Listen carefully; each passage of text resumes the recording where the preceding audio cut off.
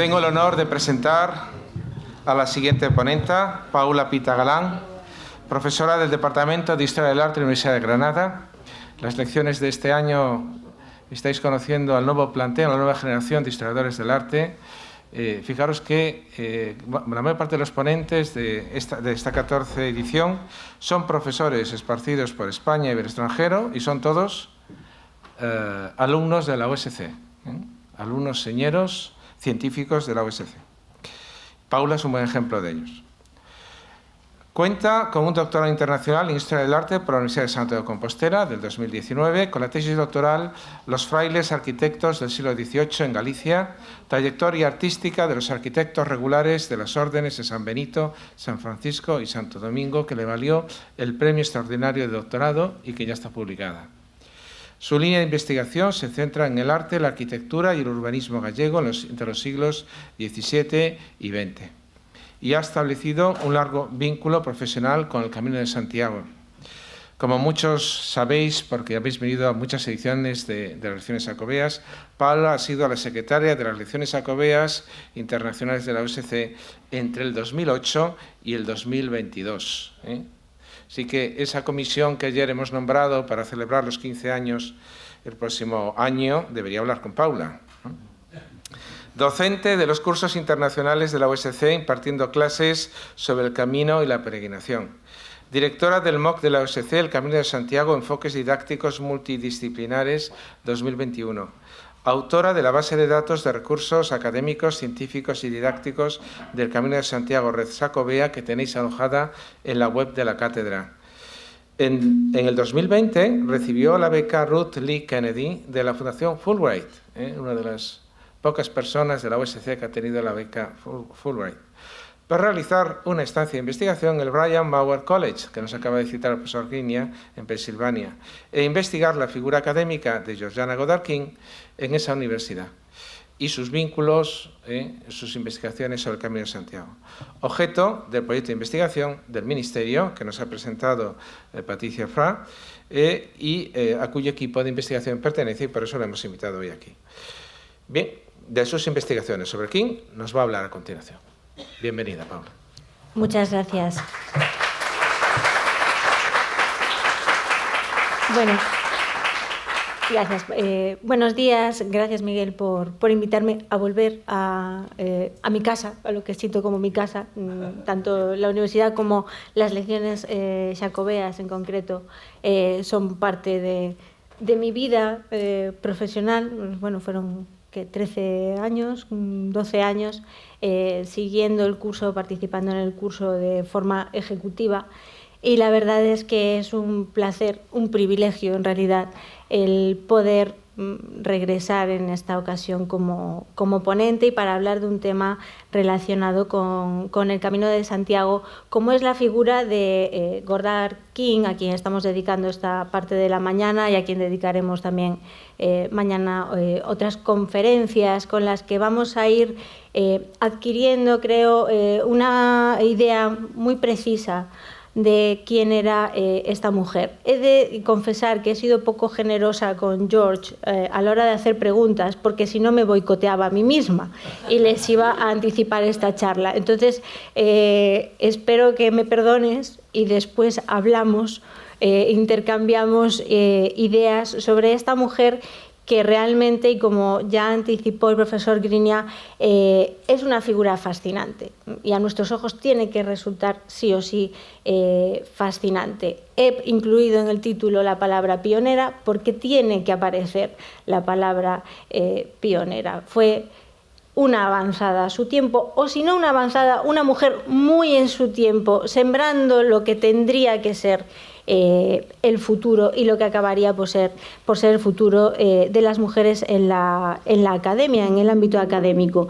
Y precisamente veremos que ese carácter temprano de sus trabajos y de su figura como académica de alguna manera llevó a que no se la entendiera del todo bien en su tiempo, a que haya sido una personalidad hasta ahora un tanto maltratada en el sentido de olvidada, y una mujer a la que se está recuperando desde hace unas décadas. Ya lo veremos, en el año 81 se hace la primera reseña biográfica importante por parte de Saunders de Georgiana Goddard King. Además, una reseña muy elaborada en la que trabajó mucho hablando con algunas de sus exalumnas, de cuyas entrevistas he sacado algunos datos que me van a ayudar a configurar su personalidad, pero que parece que no acabamos de recuperarla, y esperemos que la edición de su gran obra, su obra magna, que es The Way of St. James, acabe por fin por colocar a Goddard King en el lugar que realmente se merece, ya no solo como profesora, porque bueno, profesora ya no queda prácticamente ninguna de sus alumnas con vida, pero sí como historiadora del arte, que es un lugar que realmente creo le debemos. La frase que abre este primer apartado de mi conferencia, una de las personas más originales que ha dado Bryn Mawr College y una de sus mejores profesoras, está extraída del obituario de su colega Rufus M.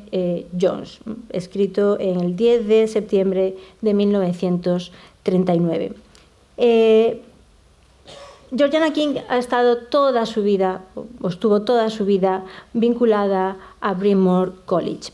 En el año 1912, la presidenta del college, Martha Carey Thomas, mencionada anteriormente por el profesor Grinia, le encargó a King la organización del nuevo departamento de Historia del Arte, del que King iba a ser el único miembro hasta comienzos de la década de 1920, que sería un departamento muy pequeño hasta la década de 1930 y que de alguna manera, a pesar de la solidez de King, le iba a costar mucho establecerse como departamento con una identidad propia dentro de la propia institución universitaria. En el año 1906, King había regresado a su alma mater, donde había obtenido los títulos de Bachelor of Arts en 1896 con especialidad en literatura inglesa, lo que comentó antes la profesora Patricia Fra, y el Major of Arts un año más tarde, en 1897, en filosofía y ciencias políticas. Esto es interesante porque ya nos va centrando a una mujer con unos intereses y una formación muy amplia y muy variada. Y esta formación y estos intereses se van a reflejar en sus trabajos posteriores y también en su manera de dar clase y de concebir la historia del arte. Bryn Mawr, para que entendamos un poco el ambiente en el que se forma, había sido fundado en el año 1885 por una sociedad cuáquera de Pensilvania como una universidad femenina pensada para ofrecer una de las educaciones más rigurosas y de mayor calidad a la que podían tener acceso las mujeres americanas. En esta época las universidades todavía estaban segregadas por sexos. Entonces, si pensamos en Harvard, Harvard era de hombres, solo de hombres, y tardarían todavía unos años en entrar las mujeres y hacerse mixtas. Bryn Mawr era una de las universidades femeninas y de hecho forma parte de la Liga de Universidades Hermanas, que son un poco el equiparable a la Ivy League, donde están Princeton, Yale, Harvard, Columbia, etcétera. Pues hay también esta Liga de Universidades Hermanas que es de tipo femenino. Y como curiosidad comentar que Bryn Mawr sigue siendo una universidad de mujeres. Los hombres pueden participar de la actividad académica, hay profesores, y los estudiantes lo son en los másters, pero los grados siguen siendo únicamente destinados a mujeres. El planteamiento de esta institución tenía un carácter evidentemente progresista, emancipador y orientado al avance social de la mujer, aunque en un primer momento obviamente solo resultaba accesible a jóvenes de clase alta. Este espíritu fue del que se contagió King y afloró tanto en su independencia personal, ya comentada, en ese carácter aventurero y pionero y en la vocación innovadora que tenían sus investigaciones. Una vez completada su formación en Bryn Mawr, King pasó el primer semestre del curso 1898-99 en el Collège de France, se fue a París y pasados esos 6 meses regresó a Estados Unidos para comenzar a dar clases en la Graham School, la escuela Graham para chicas de Nueva York, donde estuvo hasta el año 1906, en que Martha Cary Thomas la recuperó para Bryn Mawr, ofreciéndole un puesto como lectora de inglés hasta el año 1910. En el curso 1910-1911 trabajó como lectora en inglés o reader en inglés y lecturer en arte, profesora no titular, en este caso en artes. Entre 1911 y 1915 fue lecturer en Historia del Arte y Literatura Comparada. Sin embargo, Cary Thomas quería fundar uno de los departamentos de Historia del Arte más prestigiosos de los Estados Unidos. Cary Thomas era muy ambiciosa para Bryn Mawr. Quería hacer de Bryn Mawr una universidad puntera que pudiera competir en calidad con Harvard, Princeton, Yale. Y confía en ella para montar el Departamento de Historia del Arte. Como King entiende que en el Departamento de Literatura su progreso en la universidad iba a ser bastante más lento, acepta el reto y se vuelca por completo a la historia del arte. Y aquí es donde ya cristaliza, en torno a 1915-1916, la historiadora del arte al 100%. El buen hacer de King dentro del mundo de la historia del arte despertó el interés de Bernard Berenson, que le ofreció acompañarlo a Florencia para asistirlo en sus investigaciones y escritos sobre arte italiano, informando a la presidenta del college que ofrecería el salario que fuera necesario. Para Berenson, King representaba la mejor estudiante de arte italiano del país e incluso de Inglaterra. Y según él, las fotografías y diapositivas de Bryn Mawr College se encontraban mejor catalogadas y clasificadas que las de cualquier colección que conociera. King estaba haciendo un buen trabajo. Consultó la posibilidad de viajar a Florencia con Berenson, con Cary Thomas, pero Thomas insistió en que se quedara en la universidad, prometiéndola que iba a ser premiada con un puesto de profesora titular llegado el momento. Esa oportunidad llegó muy poquito después, en el año 1916, posiblemente acelerada por otra oferta todavía más generosa, en este caso de Archer Milton Huntington, que también tuvimos ocasión de ver que había sido el mecenas de Georgiana King para realizar sus viajes en España. Huntington quería a King en la Hispanic Society. Y según cuenta una de sus exalumnas, Delphine Darby, el sueldo prometido, dice, era muy superior al que podía esperar un profesor, y a él había que unir la libertad de horarios, las oportunidades de investigar y la opción de viajar con fondos de la institución. Sin embargo, la consecución de la titularidad y la vocación académica que tenía King, más que académica, docente, que tenía King, favorecieron que finalmente optase por quedarse en Bryn Mawr, y ese mismo año, en 1916, Martha Cary Thomas blinda a King, le da la titularidad y ya hace que se quede hasta el final de su carrera. Se retira en el año 1937 como profesora de Bryn Mawr College. King habría conocido a Huntington, aquí hay distintas fechas y teorías, en torno al año 1912.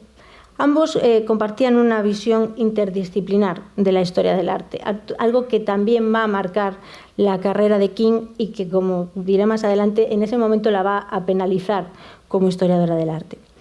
Que además tenían un profundo interés por el arte español, una sintonía que llevó a Huntington a financiar los viajes de King en España entre 1914 y 1916 para hacer el Camino de Santiago y recompilar la información necesaria para redactar The Way of St. James, que se publicaría en el año 1920.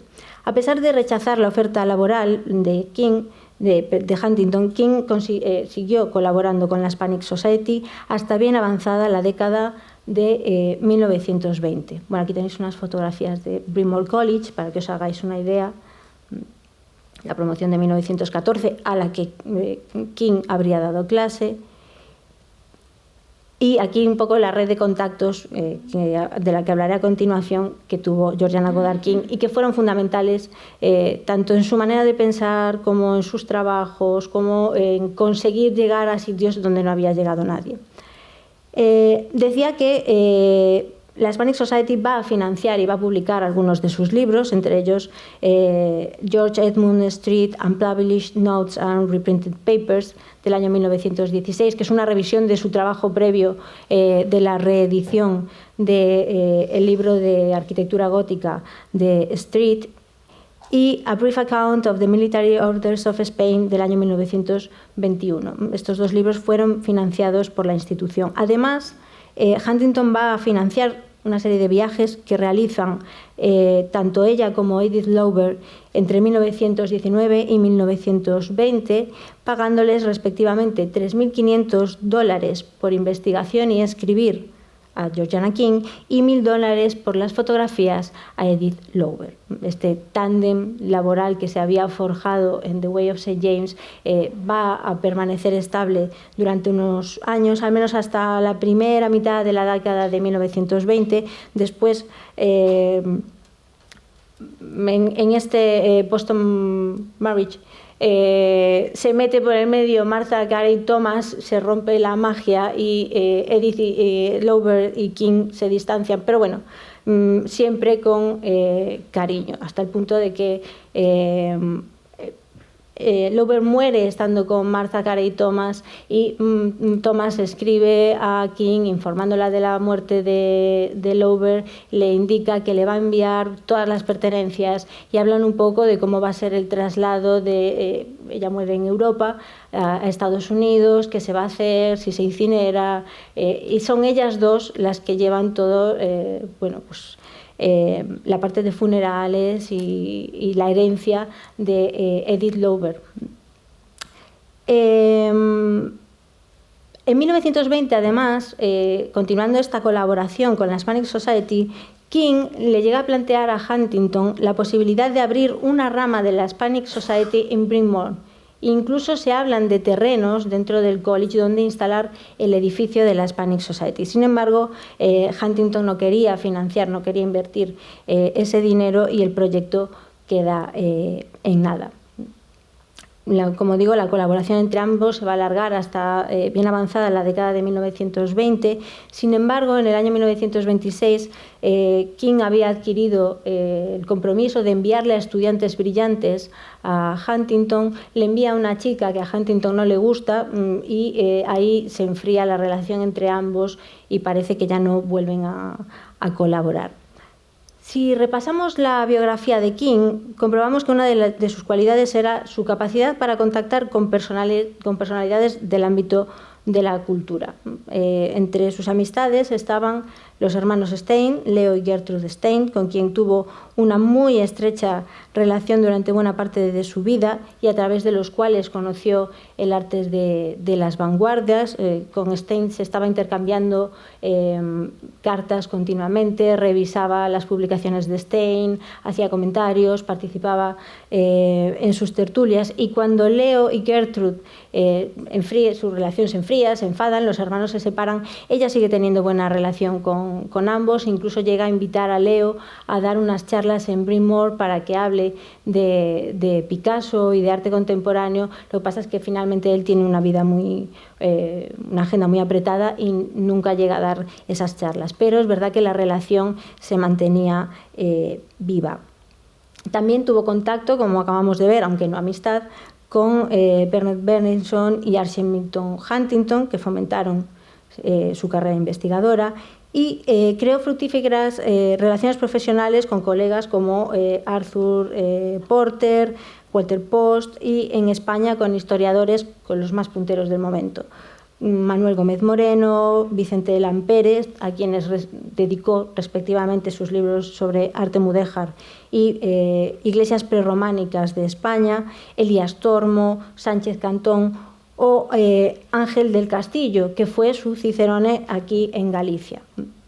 Una región que King llegó a conocer muy bien, llegó a lugares entonces remotos como era el monasterio de Santa María de Melón, a quien dedica un tempranísimo artículo, pero también sabemos por fotografías para Heart of Spain que conoció Lugo, Orense o Celanova. Castillo además debió de estar entre los responsables de que en el año 1926 fuera nombrada académica correspondiente de la Real Academia Gallega. Es decir, King era conocida en Galicia a nivel académico y era una personalidad. Y además parece que su relación con Galicia era como poco fluida. Sabemos que estuvo preparando el libro del Camino de Santiago, pero no fue la única vez que estuvo en Santiago. Estuvo más veces, en ocasiones acompañadas por alumnas, como por ejemplo Dorothea Shipley, que cuenta que visita con ella la Catedral de Santiago. King estuvo enseñando en Bryn Mawr hasta su jubilación en julio de 1937. En el año 1935-1936 había solicitado un año sabático que quería dedicar a llevar a cabo un proyecto de investigación ligado a una beca de $1000 del American Council of Learned Societies. El proyecto llevaba por título Spanish Romanesque, románico español, y estaba dedicado a seguir indagando sobre los orígenes del arte románico hispano, presentar algunos hechos, decía ella, bajo una nueva luz y establecer algunos puntos todavía discutidos. Para ella el románico español no se acaba en The Way of St. James, es decir, sigue investigando, sigue leyendo, sigue preocupándose por este tema. En la justificación del proyecto dice que había estado recopilando notas sobre este tema desde el año 1911, repito, lo solicita en el año 1935, y había publicado varios artículos al respecto, y entre sus propósitos quería revisar el material previo, pasar por Londres. Cuenta que el invierno del 35 y 36 de ese curso estaría en Madrid, y el verano en Italia. Y apunta que buena parte del contenido, ya van adelantando su trabajo, podría escribirlo en la capital, mientras que el primer borrador del libro estaría listo para mediados de 1937. Sin embargo, esta beca que sí que percibió no parece que fructificara en ningún tipo de estancia, entre otras cosas porque King enfermó. Ella padecía del corazón, el sabático se lo concedieron, la beca la tuvo, pero no parece que llegara a venir a nuestro país. Y tanto es así que su estado de salud era malo hasta el punto de que le conceden un segundo sabático y no se incorpora a la docencia en Bryn Mawr hasta el primer semestre del año 1937, ya dando unas clases fuera del currículum del grado, digamos, de artes de Bryn Mawr, y restringiendo mucho su docencia. Tras su jubilación, se instala con su hermana, con quien ya había pasado el tiempo del sabático, en California, y allí va a fallecer el 4 de mayo de 1939. Su muerte provocó un hondo pesar en la comunidad de Bryn Mawr. En la biblioteca, en Special Collections de Bryn Mawr, se conservan numerosos documentos de condolencias. Y el 11 de julio de 1939, la presidenta entonces de la universidad, Marion Edward Park, informa a su hermana que el comité de dirección había aprobado el depósito de las cenizas de Gigi King en el claustro del edificio Old Library, donde todavía se encuentran a día de hoy, y que era además la voluntad de King, que sus cenizas reposaran en ese edificio donde está todavía a día de hoy asentado el Departamento de Historia del Arte. Y efectivamente se puede ver, hay una placa, no tuve ocasión de fotografiarla porque no la tienen demasiado bien tratada, pero allí está King junto con otros profesores. Aunque su rango de conocimientos e intereses, que iban desde la literatura a la mística, de la filosofía oriental al arte español, pasando por el arte del Extremo Oriente y las tendencias artísticas más actuales, que era típico de su generación de académicos, ¿no? Una metodología docente alejada de las clases magistrales, y el enfoque interdisciplinar con el que concebía la obra de arte, dotaban a sus clases de ese carácter original y único que mencionaban sus colegas. Para ella el arte era una manifestación cultural.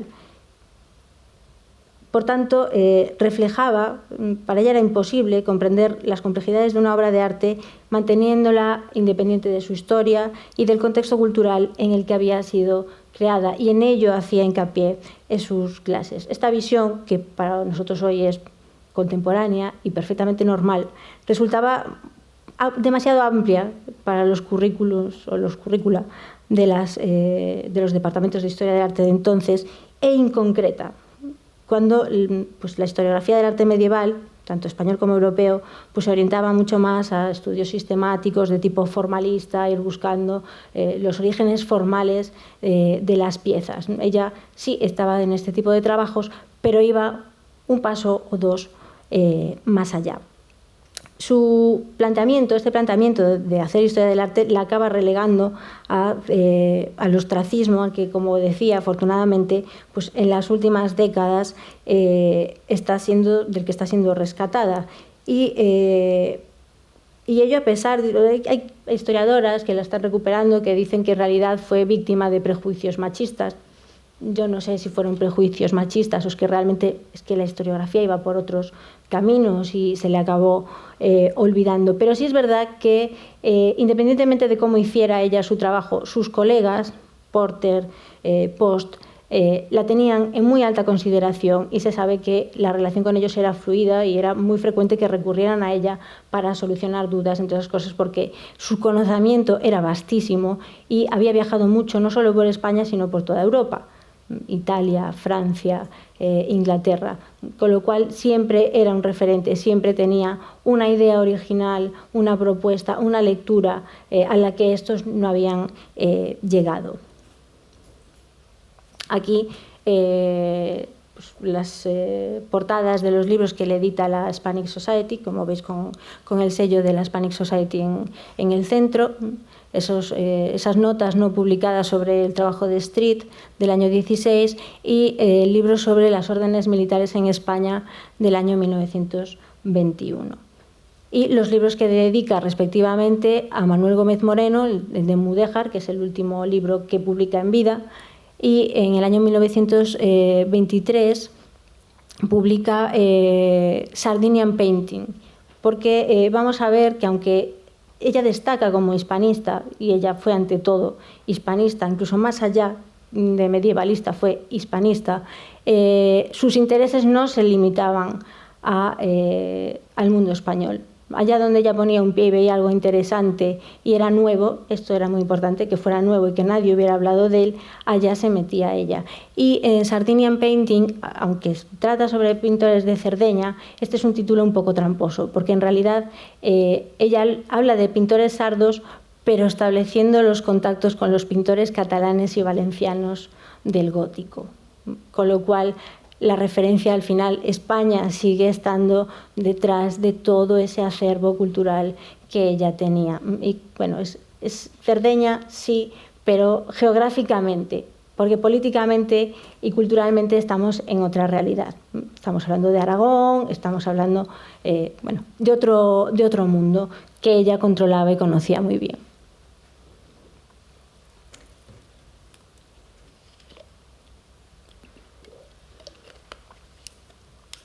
A través de los obituarios que escriben sus antiguos colegas como Harold Wethig, Rhys Carpenter o el citado Rufus M. Jones, y los escritos por sus exalumnas Delphine Darby, Catherine B. Nielsen, Agnes Mongan o Dorothea Shipley,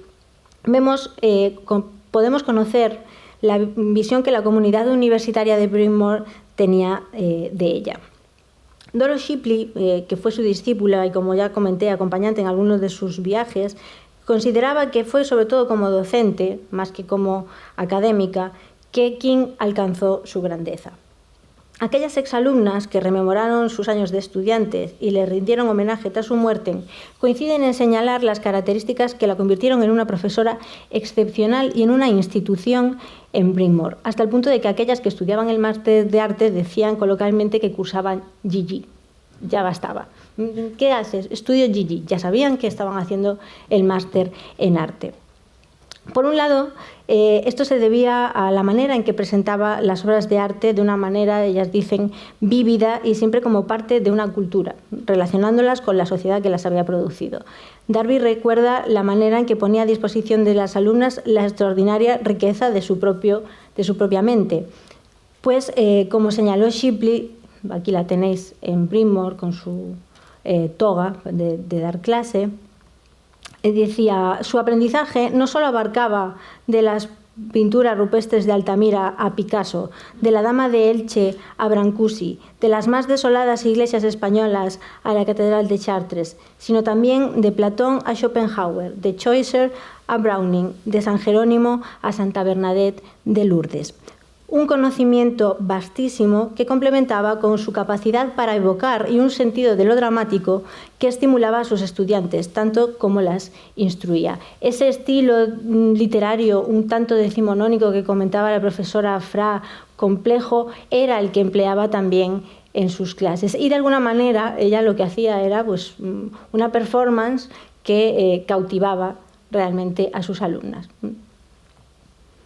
Shipley también recuerda cómo esta implicación se volvía más personal cuando abordaba el arte medieval de España, recorriendo las antiguas rutas de peregrinación hasta el santuario jacobeo de Santiago de Compostela. Y esto enlaza con la idea que lanzaba el profesor Grinia de que The Way of St. James estaba escrita para sus alumnas. Y si no estaba escrita para sus alumnos, The Way of St. James llegaba a sus alumnas a través de la propia King, que de alguna manera en clase rememoraba sus experiencias en el Camino de Santiago y las transportaba, tal y como ellas dicen, ¿no?, a los caminos de Santiago, las llevaba de vuelta o las traía a España. De esta manera era capaz de transmitir el pensamiento social, moral y político de los periodos que enseñaba. Darby, para comprenderla un poco mejor, Darby destacaba su amistad no tanto con los miembros de su departamento como con miembros de departamentos de sociología, de griego o de literatura inglesa. Todos ellos miembros de esa generación que admiraba la amplitud intelectual. Esta amplitud intelectual de King, que aflora y complica en muchas ocasiones la lectura de The Way of St. James, no era tampoco excepcional. Eso hay que acotarlo.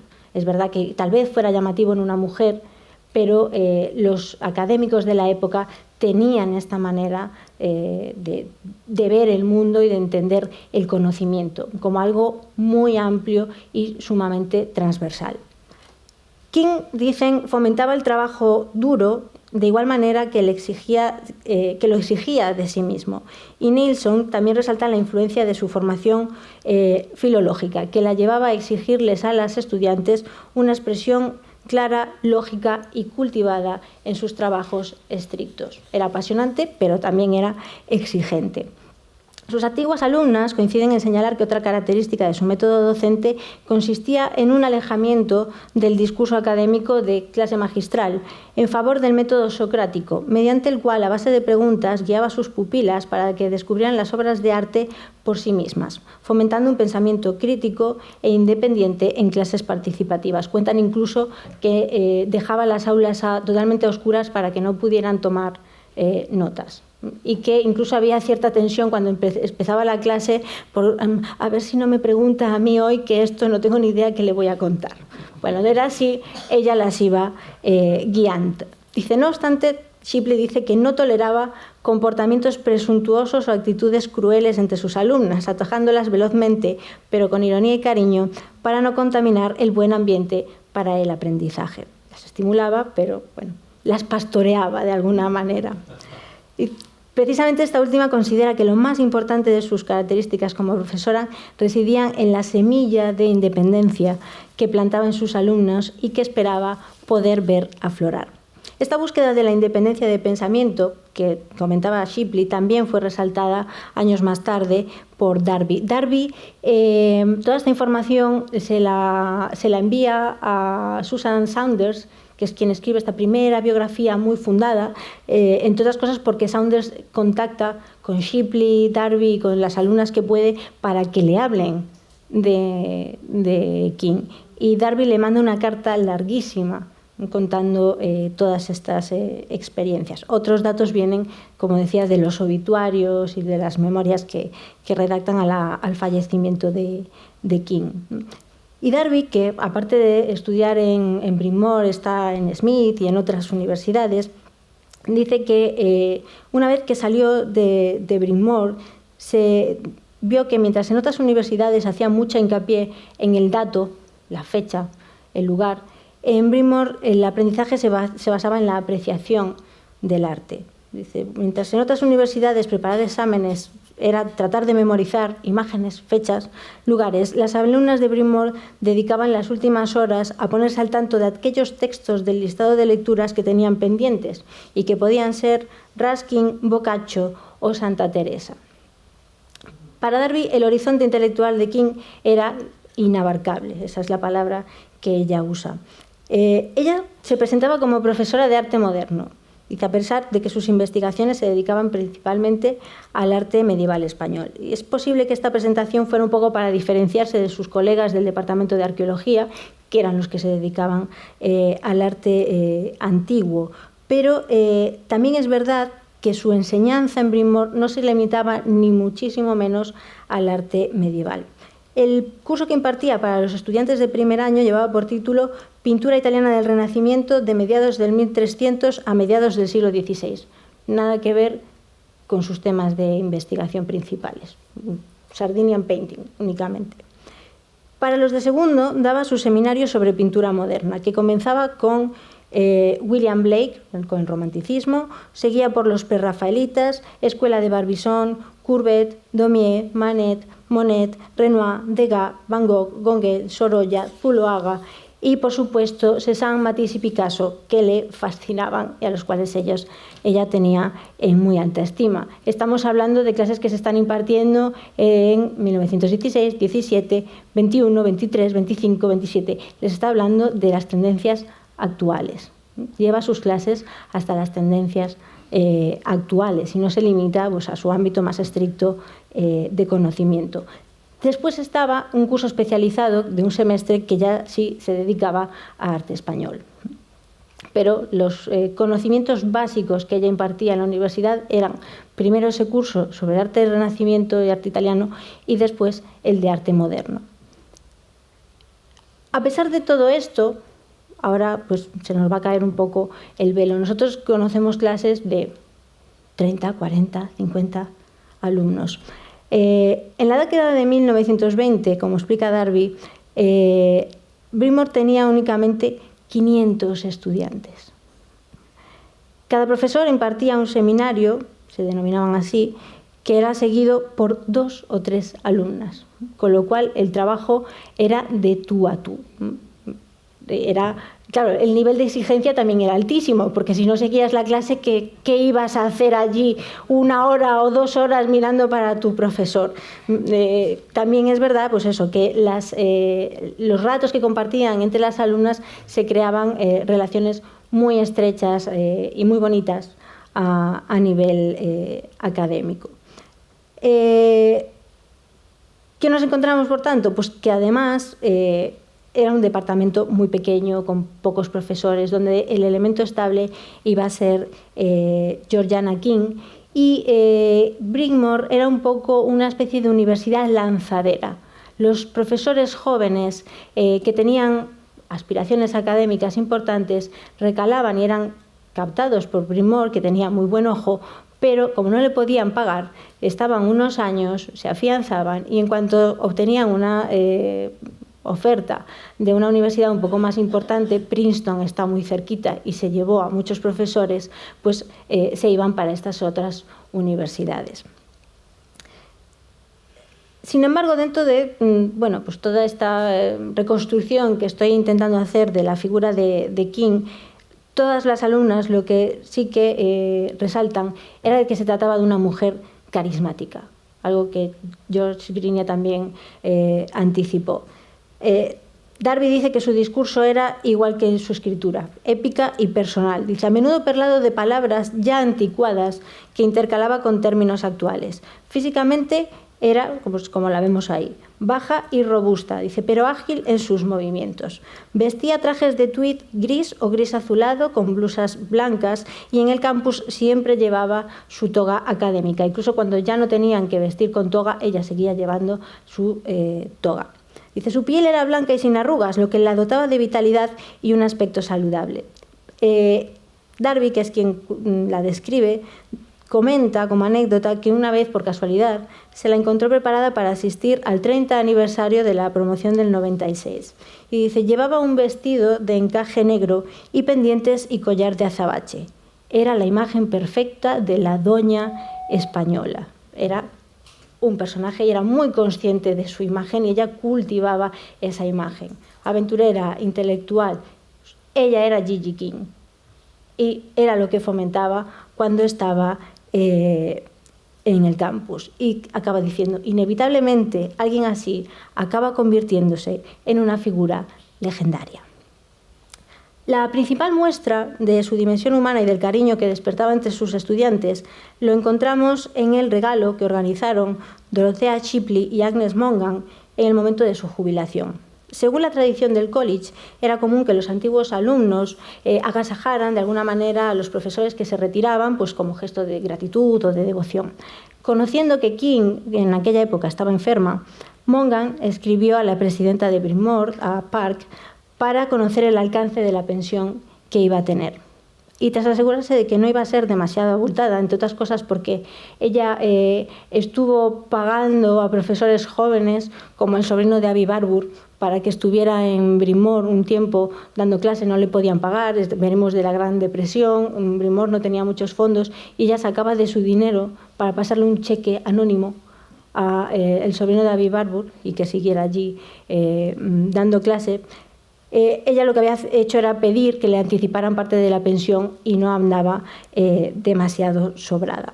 Y claro, se podía ver comprometida por los gastos médicos que tenía que afrontar, con lo cual Mongan y Shipley organizan una comisión de la que también formaron parte Marion Lawrence, Roberta Murray Fansler, Catherine Nilsson o Elizabeth Norton Potter, que eran todas ex alumnas suyas que estaban dando clase en distintos colleges, o como en el caso de Agnes Mongan dirigiendo el Folk Museum de Harvard, y consiguen recaudar $1.200 que se le entregan en el mes de junio como regalo en el momento de su jubilación. Aquí os traigo unos apuntes que se conservan en Bryn Mawr de las fichas que ella usaba para sus clases. Aquí tenemos esa ficha sobre Santa María de Leveña con la planta que está dibujada por ella, pero que es la que toma de Lampérez. Y aquí el telegrama que le envían para informarla de ese regalo, ese cheque que sus antiguas alumnas, esas old pupils, le entregan con cariño, felicidades. Se lo manda la presidenta del college.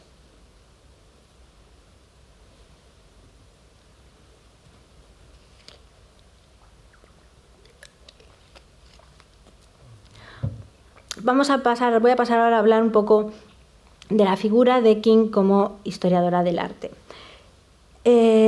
Susan Saunders sitúa a King dentro de lo que Ackerman denominó la segunda generación de historias del arte de Estados Unidos, lo que Panofsky llamaba la edad de oro de la historia del arte de Estados Unidos. Para Ackerman era un grupo de investigadores que se distinguía pues, por su perseverancia y entusiasmo a la hora de buscar monumentos y documentos desconocidos, especialmente cuando se hallaban en lugares inaccesibles, como los Pirineos, o lugares remotos de España, entre los que nosotros tenemos que contar también Galicia, y que atrajeron pues, a personalidades pues, como King, Porter, Walter Cook o Chandler Post, y a otros que investigaron en la década de 1920. Saunders cree que las nociones de arte de King estaban ya presentes desde su formación más temprana, que de alguna manera es verdad que su madre es quien la introduce en la literatura, pero que ya en su formación de época escolar de alguna manera tenía que tener contacto con el arte. De todos modos, va a ser a partir de la reedición del libro del arquitecto y historiador George Street, Some Account of Gothic Spain, del año 1865, por encargo de Archie Milton Huntington, que ella va a introducirse ya de lleno en la historia del arte, en los edificios y en la escultura medieval. Entre 1911 y 1914, que es cuando se publica la reedición de esta obra, King va a estar en España con los fondos de la Hispanic Society, haciendo el mismo itinerario que hizo Street y enriqueciendo la edición con estudios actualizados y datos procedentes de sus propias anotaciones. Precisamente para ganar autonomía en el trabajo, en el año 1911, posiblemente antes de viajar a España, aprende fotografía. Ella entiende que necesita tener imágenes, entiende el valor de la fotografía como medio para el historiador del arte y, por tanto, aprende fotografía para poder ser autónoma a la hora de trabajar. En The Way of St. James dice que parte de las fotos son suyas, otras son de Lover, que las buenas son de Lover. Ella no se considera especialmente buena como fotógrafa, pero obviamente sus conocimientos le valían para documentar aquello que a ella le interesaba estudiar. Y traigo a continuación una serie de fragmentos, fotos que he sacado yo de sus artículos, donde las fotos, si puedo asegurar sin riesgo a equivocarme, son suyas. No creo que en estos casos empleara fotografías de Lover, que además, como ella misma dice, suelen tener un punto un poquito más artístico, menos plano, menos de documento, que es lo que hacemos los historiadores del arte porque es lo que nos interesa. Las fotos bonitas para los fotógrafos, las fotos de documentar las hacemos nosotros para nosotros. Sin ninguna duda fue a raíz de este trabajo que va a surgir el gran proyecto de Gigi King sobre el Camino de Santiago. ¿Por qué? Pues porque se está moviendo por Burgos, por León y está en el pleno Camino de Santiago y conociendo lo que es el Camino de Santiago y la arquitectura del Camino de Santiago. Y va a conseguir que la Hispanic Society le financie los viajes para completar su proyecto entre los veranos de 1914 y 1916. En 1917 ya tenía un primer borrador muy solvente, con todas sus revisiones, sus notas y bibliografía complementaria, aunque no sería hasta el año 1920 que los 3 volúmenes que componen The Way of St. James verían finalmente la luz. En estos años el interés académico se va a dirigir sobre todo, su interés académico se va a dirigir sobre todo al arte románico y prerrománico, un campo pendiente de estudio, en el cual King podía poner en práctica ese carácter innovador del que le gustaba hacer gala y que, como hemos visto, ha quedado ya como lugar común a la hora de calificar sus contribuciones como historiadora del arte. Su discípula Delphine Darby atribuyó este afán a una naturaleza aventurera que la hacía siempre decantarse por lugares poco visitables y poco accesibles, inspirada por las viajeras de los siglos XVIII y XIX. Hablamos de Kathleen Lee Bates, pues un poco en esta línea.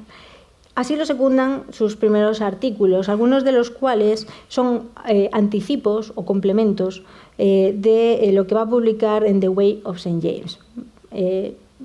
Hay toda una serie que publica en American Journal of Archaeology, como este del que tenemos esta imagen, titulado French Figures Sculpture in Some Early Spanish Churches, esculturas francesas en algunas iglesias españolas tempranas del año 1915, donde menciona imágenes de San Isidoro de León, como tenemos en esta fotografía, pero también de la Catedral de Santiago, de San Juan de Rabaneira en Soria, del Monasterio de Leire, de Santa María la Real de Sangüesa, San Miguel de Estella o San Vicente de Ávila.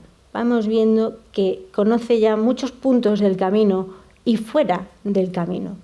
King conoce España, se ha movido mucho por España, está bien informada, posiblemente se habría leído todo lo que pudiera caer en sus manos, hecho por historiadores españoles antes de llegar o recién llegada, y estaría ya en contacto con ellos para conocer qué tenía que ver, dónde había algo interesante, qué era lo que tenía que visitar. El siguiente artículo del año 1916 se titula Una nota en las llamadas arquitecturas de herradura de España, 1916. Y aquí recoge el uso de arco de herradura en iglesias prerrománicas como San Salvador de Valdedios, San Miguel de la Escalada, Santiago de Peñalba, Santo Tomás de las Ollas en Ponferrada, el claustro de San Juan de Duero, la decoración de arquillos de la Puerta Sur de la Catedral de Orense o el claustro del convento de San Francisco de Orense. Otro artículo también temprano, de la misma época, del mismo año, 1916. 3 notas sobre capiteles. La primera sobre capiteles de la iglesia de Santiago de Barbadelo, Camino de Santiago. La segunda sobre los de la capilla del monasterio, la capilla de Santiago del monasterio de las Huelgas, unos capiteles prerrománicos. Y la tercera sobre la Puerta del Perdón de la iglesia de Santiago de Villafranca del Bierzo. Artículo de 1917 dedicado a Santa María de Melón. Artículo de 1918 con 3 iglesias desconocidas en España. En este artículo nos habla y anticipa capítulos calcados de The Way of St. James, de San Juan de Portomarín, de la iglesia del Santo Sepulcro de Torres del Río, que tenemos ahí y que es la misma fotografía que ilustra The Way of St. James, y el templo parroquial de San Martín de Uns, en Navarra. Además, en esta línea iba a publicar ya un poquito más tarde iglesias tempranas en España, Early Churches of Spain, en el Boletín Panamericano y el Journal of American Institute of Architects en el año 1918, precediendo a su libro Iglesias prerrománicas de España, Pre-Romanesque Churches of Spain, del año 1926. Su carácter pionero no solo se dirigió al arte medieval español, siendo la primera, como señaló Darby, en poner el foco en los pintores sardos, de los que vimos antes la portada del libro, Sardinian Painters, en 1923, donde, como ya decía, traza la relación entre los pintores sardos y los pintores góticos de Cataluña y Valencia. Para Darby, las investigaciones de King en el ámbito del románico influyeron sobre la obra o sobre obras como la escultura románica de los caminos de peregrinación de Porter o Camino a Santiago, Peregrinos de Santiago, de Walter Starkey, del año 1957. Por fuerza, porque está publicando elementos novedosísimos en la década de 1910. Tanto Porter como Chandler Post, ambos reputados hispanistas, le consultaban dudas y tenían en cuenta su opinión. Era un referente dentro de los medievalistas americanos. Sin embargo, mientras estos historiadores del arte crearon escuela dentro de sus departamentos, King únicamente dirigió una tesis doctoral, la tesis de Delphine Darby, titulada Francisco Ribalta y su escuela, y que se leyó en 1929, es decir, nada que ver con su mundo. Y aunque Agnes Mongan alcanzó ese puesto importante como directora del Folk Art Museum de Harvard, otras de sus discípulas estuvieron trabajando como docentes en centros de estudios para mujeres, caso de Marion Lawrence en Barnard, Catherine Nelson en Wheaton o Leila Barber en Vassar, no consiguió que ninguna de ellas regresara a Bryn Mawr. Y de alguna manera su legado como historiadora del arte se desvanece. Esto, como dice Cabines, pues habría contribuido, ¿no?, a que su figura cayera en el ostracismos. En cuanto a sus publicaciones académicas, Nilsson señala que no solo necesitaba tener los datos, sino que debía madurarlos y ponderarlos, de manera que al ponerlos por escrito gozasen de calidad. Y lo describe muy gráficamente como un academicismo destilado, de palabra colorida y cuidada, un poco lo que vemos en The Way of St. James. Y además destaca su capacidad para evitar lo superfluo y caer en la pedantería, pero es verdad que escribe, y lo mismo pasa en The Way of St. James, para lectores formados y maduros, demostrando una vastísima erudición. Esta erudición tenía su reflejo en su biblioteca, que contaba con más de 1000 volúmenes. Tras la jubilación se la llevó con ella a California, pero a su muerte, siguiendo sus deseos, su hermana Margaret la cedió a Bryn Mawr College. En lugar de enviar todos los ejemplares desde Los Ángeles a Bryn Mawr, la institución manda a una persona, a Miss Reed, para llevar a cabo una selección de títulos, descartando aquellos libros que ya contaban en la biblioteca de la universidad, pero preservando de alguna manera, por un lado, el carácter católico de ciertos fondos y, por otro, ejemplares que realmente eran reflejo de los intereses de King, manteniendo esa biblioteca como un todo, como un reflejo de la personalidad intelectual de nuestra profesora. Como cabía esperar, el grueso de la biblioteca lo componen ejemplares sobre historia del arte y, en concreto, de arte español de todos los periodos, aunque predominan libros sobre arte prerrománico, románico y del Siglo de Oro, que era otro periodo al que King fue muy aficionada, no tanto tal vez como investigadora, lo reflejaba mucho más en sus clases y sobre todo le interesaba a nivel literario, le encantaban los místicos. En palabras de Shipley, la vigorosamente de King no se contentaba con nada estrecho o limitado, por lo que el alcance de sus fondos, de los fondos de la biblioteca, es enorme. Desde primeras ediciones de obras de Gertrude Stein, de su amiga, a ediciones británicas del siglo XVIII, libros sobre Constantinopla y Oriente Próximo, el barroco alemán o sobre el norte de África. La biblioteca incluye varios títulos sobre arte portugués, algo que es interesante porque su último trabajo no publicado y que no se pudo publicar porque estaba demasiado en notas sueltas, era sobre arte portugués. Ella conocía muy bien España, había estado en la península ibérica 1000 veces, nunca se había dedicado a Portugal. Al final de su vida pues debió de pensarlo mejor y dijo, esto es muy interesante, habría que hablar de Portugal, pero ya no le dio tiempo.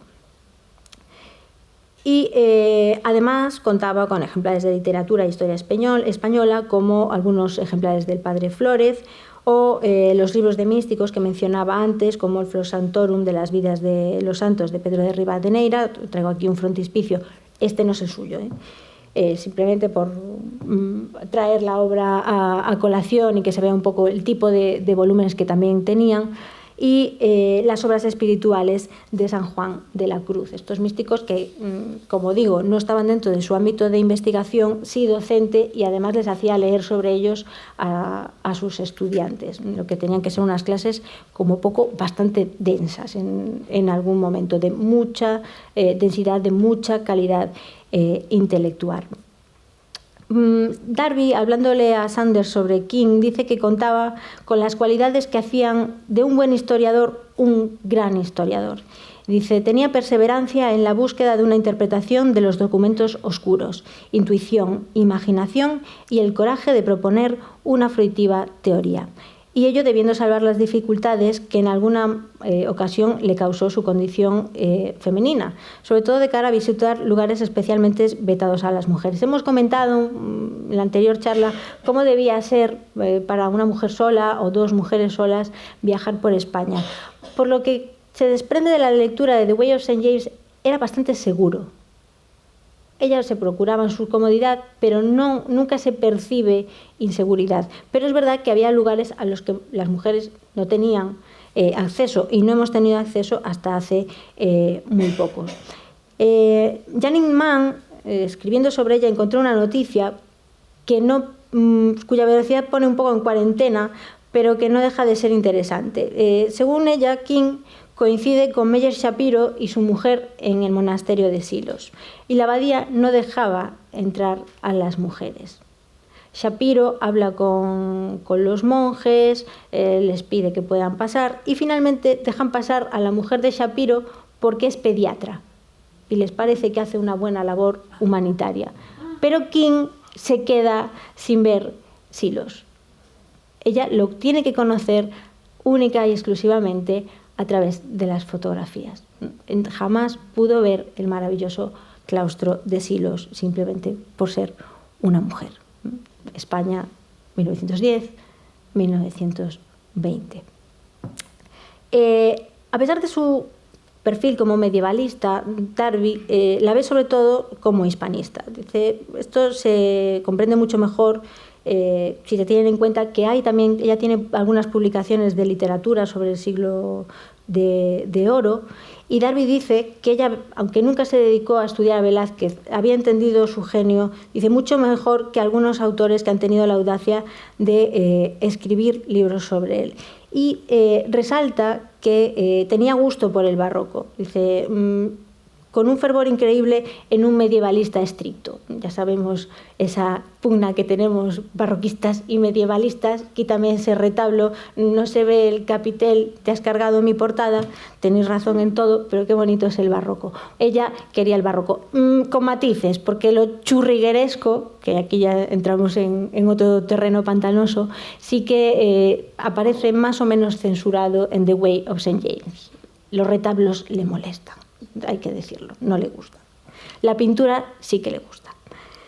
El amor, más que el interés por el arte español, queda reflejado en Heart of Spain, que es esta obra póstuma, que es una compilación de ensayos donde ella da esa visión muy personal que explicó el profesor George Grinia, un poco a dos, porque las fotografías, el aparato gráfico, el peso eran las fotografías de Edith Lauber.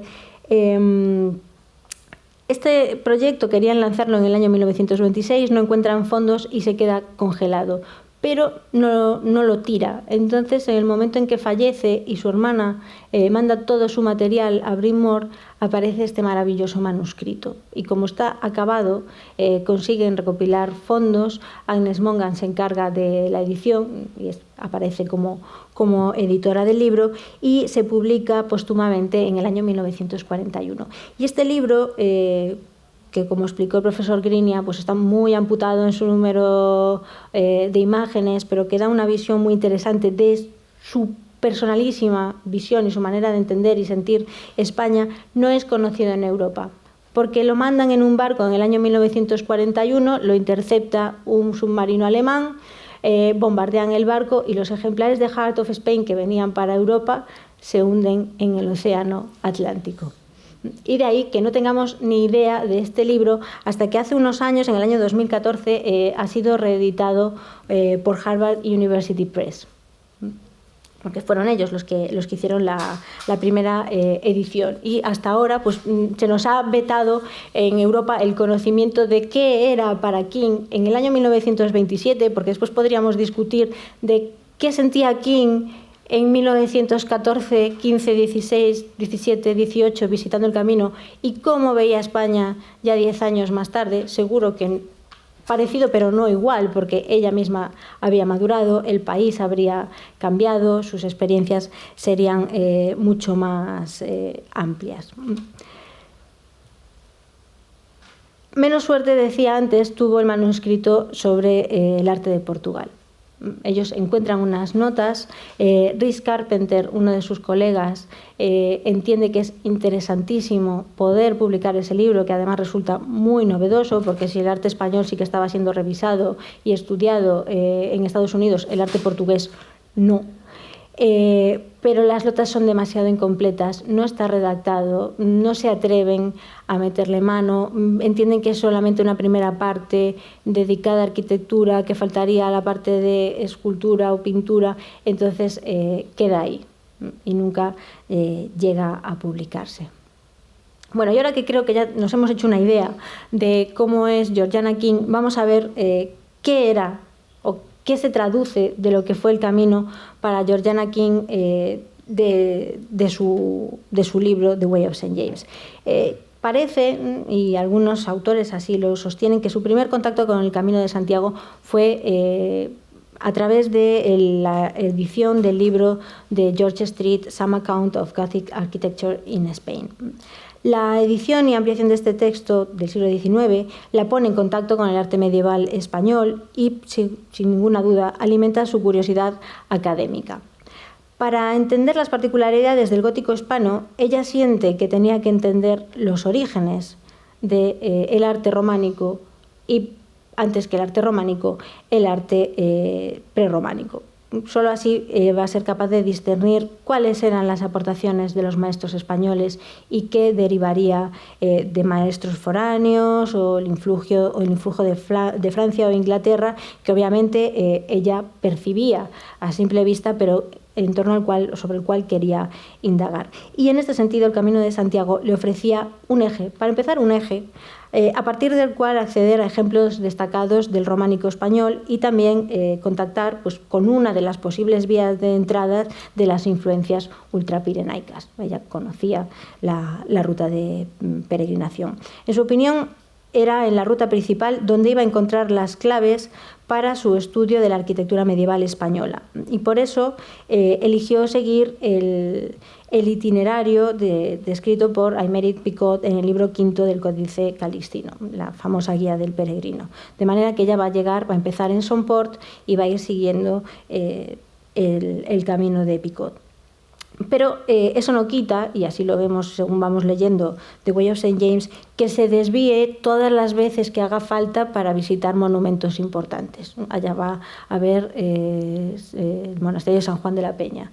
Se desvía también para visitar San Miguel de la Escalada. Todo aquello que está dentro de su radar es susceptible de hacer una visita. Deja el modo peregrina, se pone en modo historiadora, va a visita, acredita, no deja el modo antropóloga.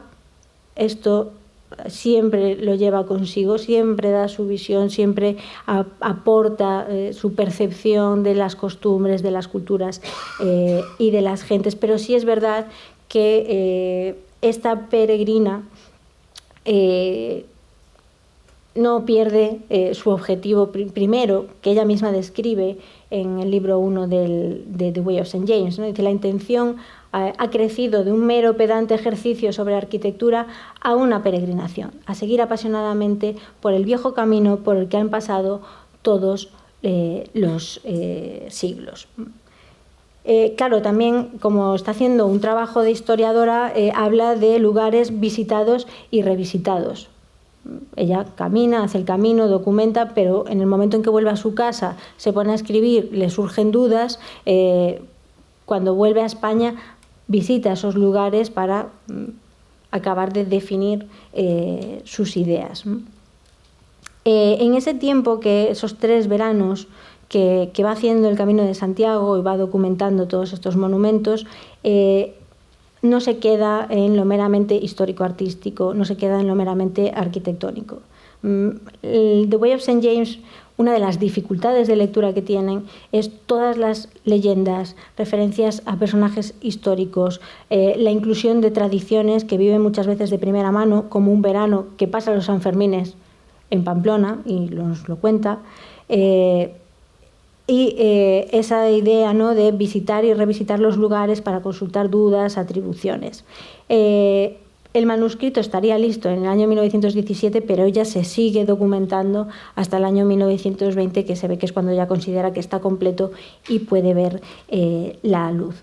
En la introducción dice que no se va a detener mucho en describir las catedrales de Burgos y León, porque ya lo hizo muy bien Street y está perfectamente documentados en los trabajos de Lampérez, pero sí que se va a detener y va a poner interés en describir la arquitectura románica, edificios de estilos pues más mixtos, como puede ser la Catedral de Pamplona. El modo aséptico y científico con el cual describe las obras de arte, la arquitectura, todos los programas iconográficos de las portadas románicas, contrasta muchísimo con la manera vívida en la cual transmite sus impresiones personajes sobre el paisaje del camino. Ahí es ella al 100%. También a la hora de mencionar pues, los olores estivales, las gentes, las costumbres con las que se va topando a lo largo del viaje. Aquí, en estos pasajes, es donde realmente aflora la escritora, aquella filóloga, estudiante de literatura inglesa, capaz de imprimir vida y sentimiento a la experiencia de la peregrinación. Y ese papel tan fuerte que explicaba George Grenier, que tiene el paisaje, ¿no? Acaso tal vez como algo identitario o como un elemento que te ubica en el aquí y en el ahora, ¿no? Posiblemente la clave del libro resida en cómo el camino cautiva a King y no se resiste a mezclar pues, con enorme originalidad esa vertiente académica con algo mucho más, con una literatura mucho más experiencial, que es la que hoy tenemos en los libros de peregrinación. Hoy la mayor parte de los libros de peregrinación que se publican es: yo estoy en el camino, vivo esto, siento esto, experimento esto. Bueno, pues King ya lo hizo en 1920.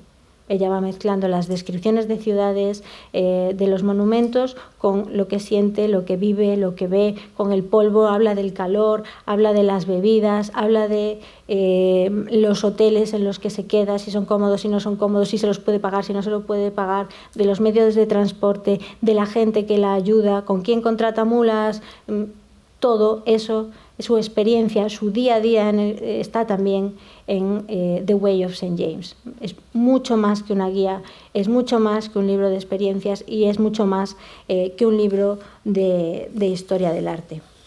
Vale. Os traigo aquí algunas imágenes de las fotografías que va incluyendo, de todo esto que le va interesando, y vemos que hay mezcla pues, de vistas generales de ciudades, capiteles, pequeños pueblos. Recupera o nos habla de lugares de la memoria, lugares ya desaparecidos, como San Juan de Portomarín, del que ofrece esta maravillosísima vista del pueblo, totalmente reconstruido y, por supuesto, perecido bajo las aguas. También nos cuenta cómo, si de alguna manera ella pues, alternaba distintos medios de viaje, a Santiago le gustaba entrar caminando. Dice, y siempre que llego a Santiago lo hago por distintas vías, la de Padrón, la de Coruña o en este caso desde el este. Dice, los pies han llegado ya tan lejos que dudan con el pavimento de granito. Aunque después Santiago lo describe como un lugar triste y además usa la palabra en español. Sin embargo, que se queda, dice que se queda contigo y te marca de alguna manera. Los tipos populares también aparecen en la obra de King.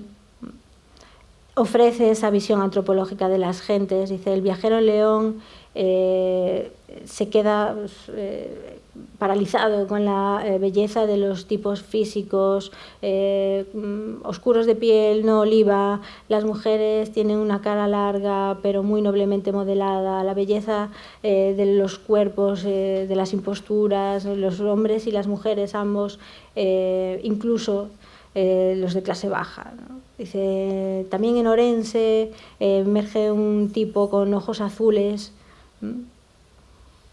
Ya va captando todo lo que es el camino de Santiago. Pero sobre todo, cuando uno lee The Way, y con esto finalizo, son estas apreciaciones personales que jalonan el texto, que vemos que para ella, para King, el Camino de Santiago era en realidad un contenedor de historia. Era el contenedor de la historia medieval de Europa. Va mencionando personajes y se ve bastante bien en este pasaje. Dice, allí como yo fui, de igual modo fue en la Edad Media. La gran peregrinación era algo enorme, increíble. En su tiempo nació esta noble arquitectura francesa. A lo largo de su recorrido creció la noble épica francesa. En la ventosa garganta de Roncesvalles todavía resuena la chanson de Roland. Camino de Santiago, contenedor cultural, esencia de Europa. Gracias.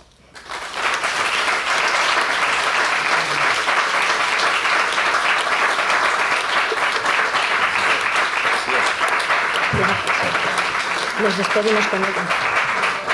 Bueno, espero que seáis conscientes que estáis escuchando trabajos que se van a publicar, ¿eh? Son las primeras aportaciones, las primeras reflexiones que están muy avanzadas para este otoño mandar un gran volumen de 9 personas sobre el trabajo de Godard King, The Way of St. James. Bueno, felicitaciones a Paula por su comunicación. Gracias. Preguntas, por favor. Que no se vaya Paula sin preguntas, que seguro que ha despertado mucha curiosidad, pese a la hora. Si solo puedo ser el primero en ofrecerle nuestras gracias por una presentación magnífica, irrefutable, inmejorable. Solo una pregunta para invitarte a ofrecer una perspectiva un poco más amplia de sus estancias en otros países fuera de España. Digamos, Inglaterra, Francia, Florencia, Italia. Si quieres ofrecernos algún comentario sobre ahí eso. tengo bastantes dudas, porque en muchos casos las fuentes que he manejado es lo que cuentan sus exalumnas. Parece que sí que está en Inglaterra y Francia para preparar el libro de Street, en torno al año 1911.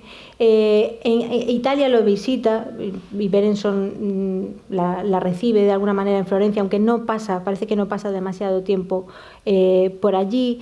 Ella menciona pues, ese viaje, posiblemente cuando venía a Europa no venía solo a España, aprovechaba para visitar más de un sitio, hacía trabajo y viajaba a otros lugares. Sé que tiene fotografías del sur de Francia. En el sur de Francia estuvo. Hay fotografías de San Gimignano y de hecho hay un artículo sobre las ciudades con torres que no he tenido ocasión de leer, pero que sospecho que va a ir muy en la línea de la Toscana. De hecho, quería hacer o tenía una especie de trabajo sobre arte toscano del entorno de Siena. Le gustaba mucho la pintura del Trecento, muchísimo. Y ella conocía, no te puedo decir, este año estuvo aquí, este año estuvo en otro sitio, pero que visitó buena parte de Europa, sí, y norte de África también. Tenía mucho interés por el norte de África. Bryn Mawr, ya en la década de 1910, empezó a introducir estudios orientales, empezando por Oriente Próximo, que para ella habría tenido muchísima influencia en el arte medieval europeo. No se concreta, o a veces un poco como comentabas tú, lo hacen The Way of St. James, se va a la India y dice, este ha sido muy lejos, esto por aquí es un poco raro, pero encuentra relaciones. Ella busca abrir, ¿no? y tratar de establecer todas las posibles relaciones culturales que se habrían establecido en la época. No llega a Egipto, efectivamente, pero sí parece que visita Tetuán, Tánger y algunas ciudades del norte de Marruecos. Y ella dice, y así veo el arte musulmán en tierra musulmana. Es como que Granada y Andalucía les sabía poco y quería verlo pues, donde todavía estaba vigente esa cultura, ¿no? La cultura islámica. Era una mujer viajada. Bueno, yo quiero felicitar en primer lugar a Paula porque la exposición ha sido magnífica. Y en los comentarios que iba escuchando, una parte de la pregunta que respondías ahora, que yo también quería formular, ¿no? En esa selección que ella realiza, esa geografía que visita, en el norte de África, el interés es solo lo musulmán, sí. No lo paleocristiano, no. ¿Y en Oriente llega a ir a Oriente, llega a visitar Jerusalén? No lo sé, no me suena, yo creo que no. Hay una foto, en Bryn Mawr hay una foto persa, pero no creo que llegara a Irán. Me extraña muchísimo que llegara a Irán y lee cosas, pero es posible que se la mandara a otra persona. Veíamos a Martha Carey Thomas en la India, igual fue Martha Thomas quien le mandó esas fotografías, porque Thomas se jubila y además tiene más tiempo y entonces se dedica a viajar por el mundo, ¿no? Ella está más centrada en su trabajo y no llega a hacer viajes tan largos, no va tan allá. Y otra consideración, las notas sobre arte portugués, yo os animaría a publicarlas. Hay que revisarlas. No tuve ocasión de verlas, pero hay que revisarlo. Sería muy interesante. La tienen olvidada todavía en Bryn Mawr a King. La siguen teniendo bastante olvidada. No está todo lo presente que podía estar. Pues hay que tirarles un poco para que saquen materiales. No, yo os animo a sacarlo vosotros. Sí, pero bueno, hay que decirles, mira, voy a ir, ved mirando esto a ver dónde lo tenéis guardado. Recuperad por ahí por los archivos, mandáis a uno de vuestros muchos estudiantes colaboradores que desempolven cosas. Muchas gracias. Nada.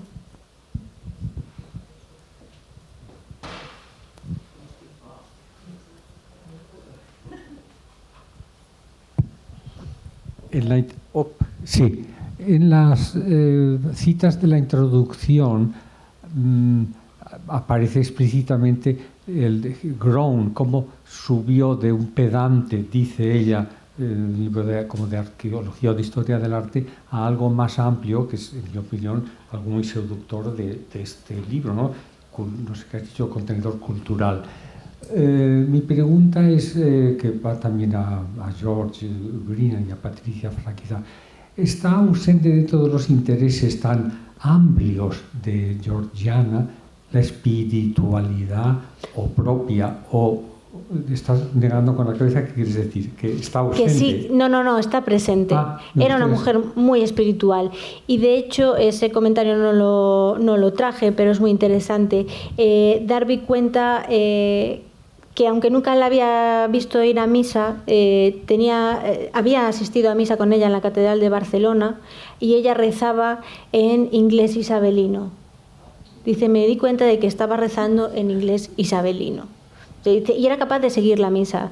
Dice, y ella no iba a misa, pero sabía cuándo tenía que estar de pie, cuál era la actitud en cada momento, qué estaba pasando en cada momento. Y hay mucha presencia de los místicos españoles en su biblioteca y en sus clases, con lo cual sí que le interesaba. No imponía, no tenía necesariamente una actitud religiosa, pero sí que hay fondos católicos en su biblioteca y obviamente era una mujer espiritual. Y sin ser necesariamente religiosa, esa espiritualidad se ve también en The Way of St. James. El vínculo con el paisaje es místico. Su manera de estar en el camino es muy mística, por cómo describe ciertos pasajes y ciertos momentos. Trasciende pues el lugar en el que está, ¿no? Se imbuye del espíritu del lugar. Sí que era una mujer muy espiritual.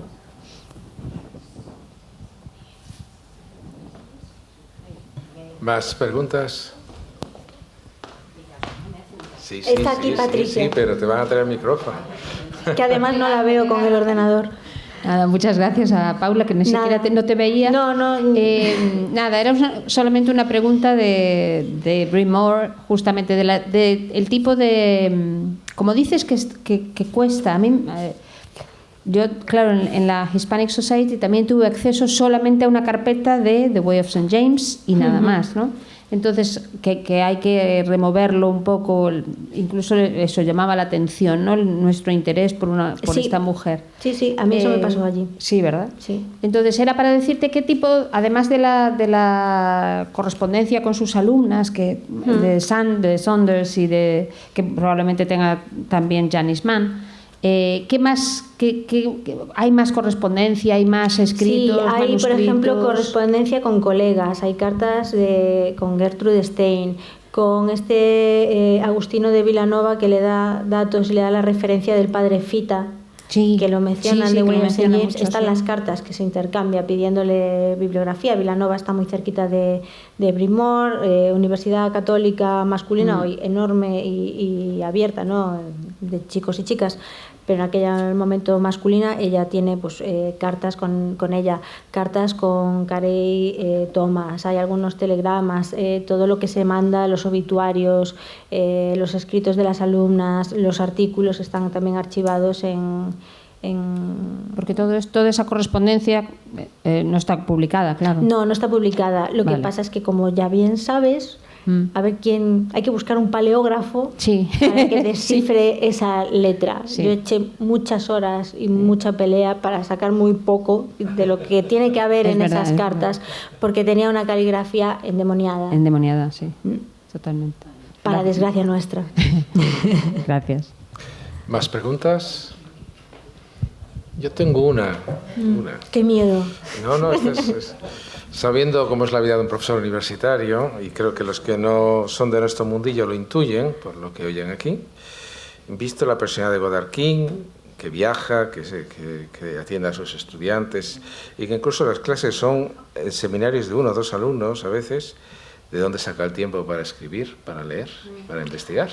No tenían televisión, no tenían distracciones absurdas que tenemos nosotros. Los inviernos allí son larguísimos. Si tienes que dar una clase para 2, tienes todo el día para escribir, y bibliotecas, y viajaba en verano.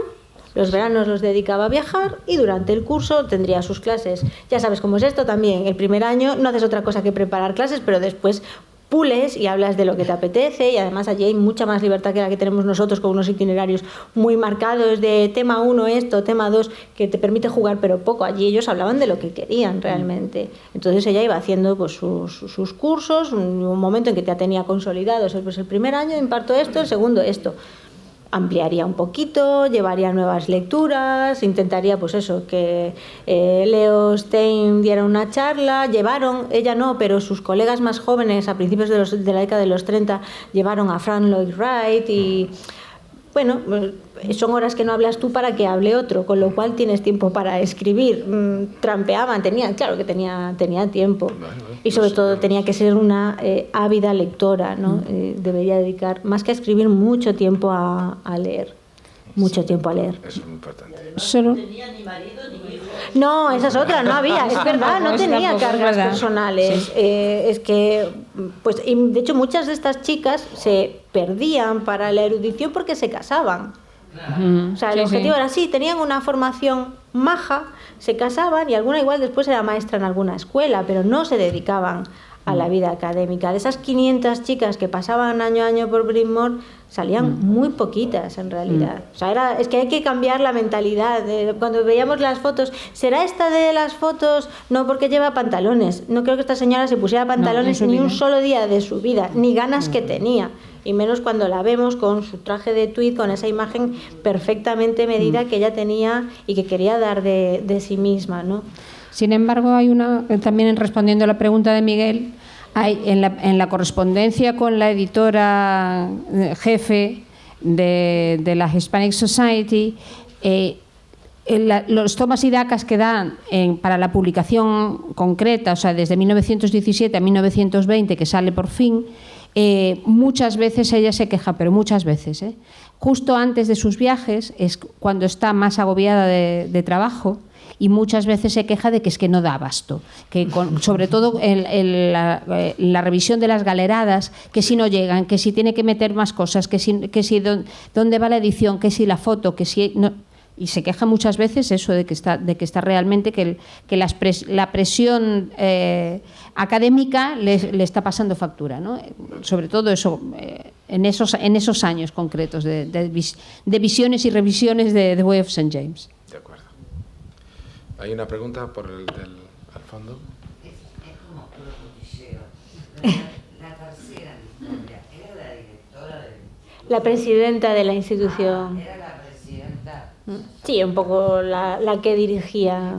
Fue la presidenta la que dirigía, la que después hizo la discordia entre Lover y King. Y aportando a la televisión. En el barco también tendría tiempo, ¿no? Porque ¿cuánto demoraba el viaje? Sí, claro, es que eran viajes muy largos. Y por lo que tú decís, había más de un viaje al año. Bueno, no, posiblemente era en verano. Viajaba una vez en verano, lo que pasa es que una vez que llegaba a Europa se desplazaría posiblemente a más de un país. Vale, gracias. Aprovecha un poco como hacen ahora también los americanos, ¿no? Que juntan 15 días y vienen a España, pero visitan a alguien en Francia, van a conocer algo en Italia, van hasta Inglaterra, pasan por Irlanda que tienen un primo, pues hacían así. Y otra duda que me quedó, cuando ella se integra al instituto, ¿cuánto hacía que había sido fundado por los cuáqueros? El instituto se funda en 1800, o sea, la universidad se funda en 1885. Ella estudia, ella se gradúa 10 años más tarde, o sea, que entra 10 años, 11 años más tarde, entra 10 años más tarde en la institución, una institución muy joven. Realmente es por entonces una institución muy joven. Lo que pasa es que tienen la suerte de que enseguida su presidenta es Martha Carey Thomas, es la segunda presidenta, que, como ya comenté, era muy ambiciosa con el proyecto de Bryn Mawr y está moviendo rápidamente profesores, busca gente puntera, crea el departamento de arqueología. Después ya, pues, conociendo la línea de trabajo de esta mujer, dice, bueno, pues tú empiezas a darme clases de arte y ya después te quedas con el departamento de arte y vamos a ver cómo va creciendo, ¿no? O sea, realmente esta señora tenía un proyecto muy ambicioso para el college. Entonces enseguida se convierte en un punto de referencia en el entorno de Pensilvania, Costa Este, Baltimore. y empiezan a llegar niñas de clase media, media alta, para formarse en Bryn Mawr. Muchas gracias. Nada. Gracias. Bueno, muchísimas gracias a todos. Gracias a Paula por esta brillante presentación. Gracias.